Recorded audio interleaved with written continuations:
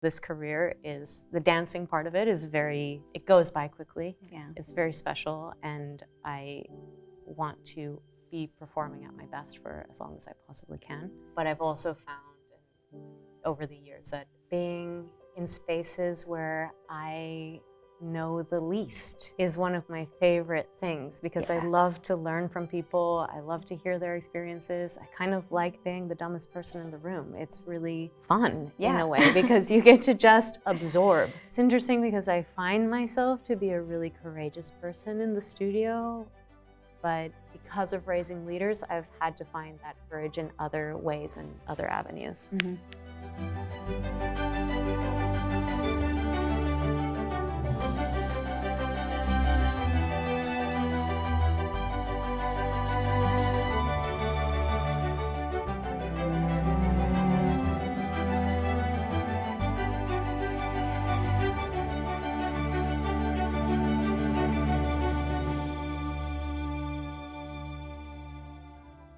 So what's the biggest thing you feel that you've learned so far?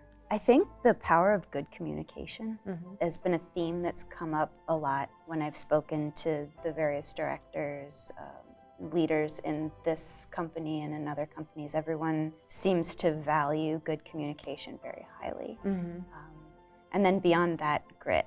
Not sitting back and waiting for other people to make opportunities for you, but being proactive. My immediate thought when you say that is those are skills that are so important as dancers as well. They're so transferable. I was sort of surprised to learn about myself that I think I'm more of a leader already than I had given myself credit for. And it still doesn't sit very comfortably with me, because this is kind of a new train of thought. I'm not in this for my own glory. You know, I truly do want to help people, as cheesy as that might sound. I really do.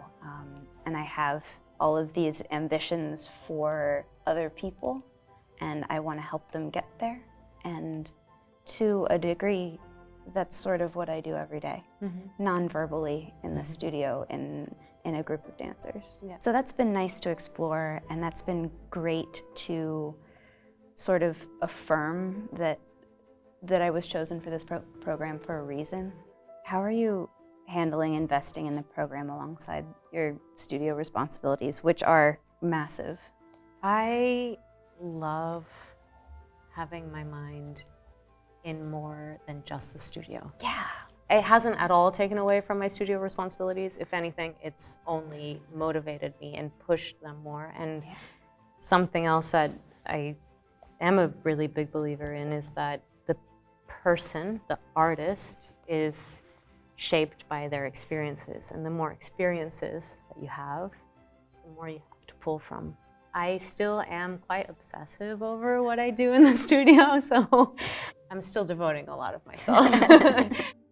Since the beginning of the season, has there been something that has surprised you since the beginning of this Raising Leaders experience? I wouldn't say anything has surprised me, but everything is novel. And I go into meetings with people from marketing, people from finance, the operations team. These are people that I've known for 10 years, but I haven't had the forum to just sit and talk with them about what they do. Yeah. In a company like this, the vision is pretty clear. You know, we're in it to create beautiful, wonderful art.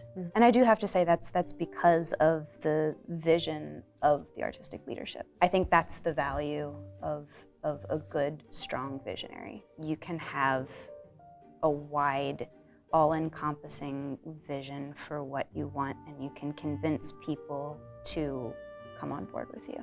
And that's something that I want to do going forward. I would like to have that sort of passion that's infectious. Yeah. The sharing aspect of this experience has been really inspiring to me. So for example, the willingness of my executive coach that she has really allowed for a space that pushes me to see things in a slightly different way than I might have previously considered it, allows for a space that we both share. But in that sharing, we learn from each other and we grow from each other. And I'm not only inspired by that, but I find it very heartwarming. Yeah. So moving forward, What are you most excited about? I have a session with Tom Freeland at Stanford, and I think we're going to be talking about communication. And since that's Cool. one of my big points so far in this program, I'm excited to hear what he has to say, and I'm excited to learn from him. I'm very excited to go to Stockholm in May. Nicolas Lariche has so generously allowed me to shadow him, and so I'm excited, nervous, everything. I'm excited for you. But I'm really looking forward to that. I feel like that's something that I've craved for a long time.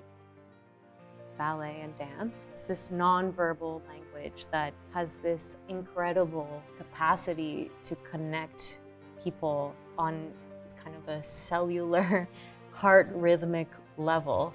I feel lucky that I get to experience that. Yeah. Very fortunate.